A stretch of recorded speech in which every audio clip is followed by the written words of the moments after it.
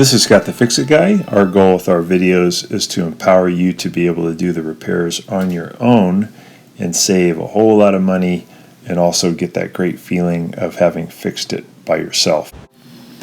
Today we have a GE refrigerator with the freezer on the top, and it leaks periodically on the floor, and this is due to a clogged defrost drain. So we're going to correct that. We're going to remove this 1/4 inch screw that's holding on the ice bin, and once we get that screw out, we can pull this ice bin to the right, and that's going to release it and get that out of the way. Then we can start working on removing the back panel. I'm going to pull this rack out from those holes, and we're going to remove a 1/4 inch screw up here holding on the back plate.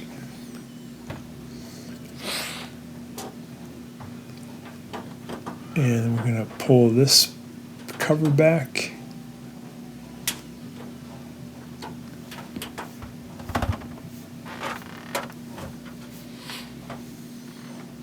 We have to pry off this grill.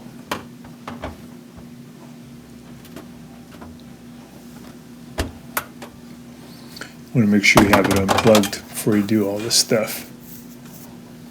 So we get the grill off. Can now pull the panel toward us, and then there is one modular connector here that we have to get off. We push in on this tab, and we're going to turn this thing to the right by just a few degrees, and then it'll release. And then you can remove the whole panel. There's this one green ground clip. You want to pull that off. So now you have access to the evaporator, and this thing here is the heater rod.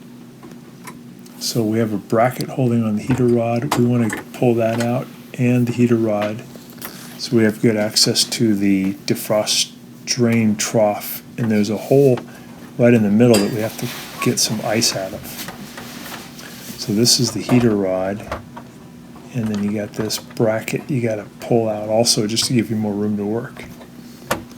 The bracket holds the heater rod up from the trough. There's the bracket.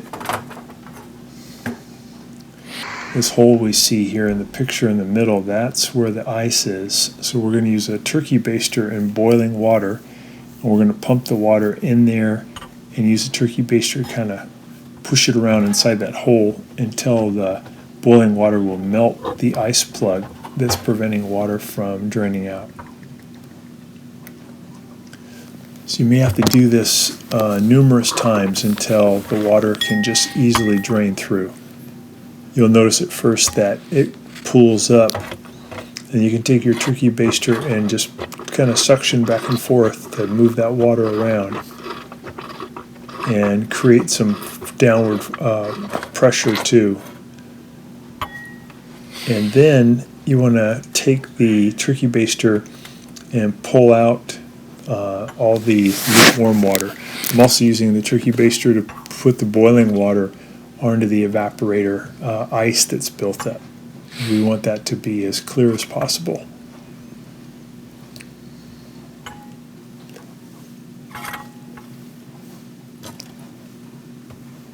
And then I'm going to pull up all that water and then get brand new boiling water and repeat it maybe 2 or 3 times the whole process until finally the water will just flow through, and then you know you're done. Usually this occurs because that heating rod doesn't get as hot as it used to.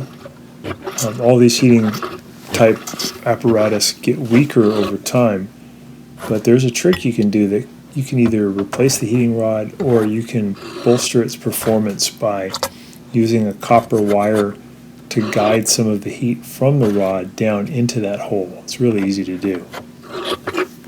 So I'm just pulling out that lukewarm water now.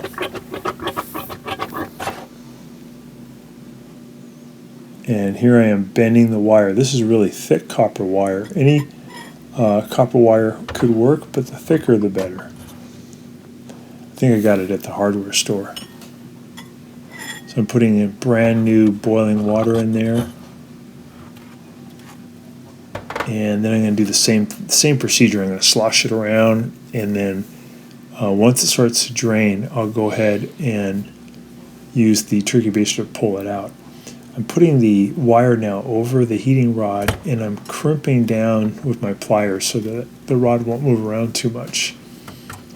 So I finally got the water to flow through, so now I can put it back together. So I'm putting the heating rod down into that hole, and then I'm putting the bracket in there to hold the heating rod in place.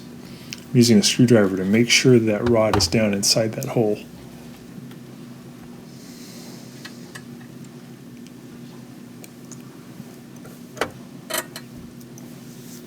I'm just pushing that bracket back in where it was. Okay, now I'm going to put the green ground wire back onto the back panel, and then I'll put the back panel, put the bottom of it in, and then put this modular piece back in, and then twist it to my left to lock it in. And then I can push the panel all the way into position.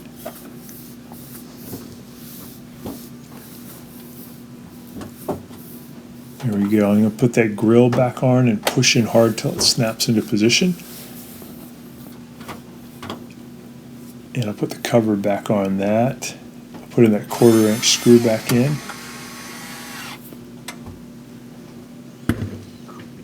Alright, and then we can put the bracket in.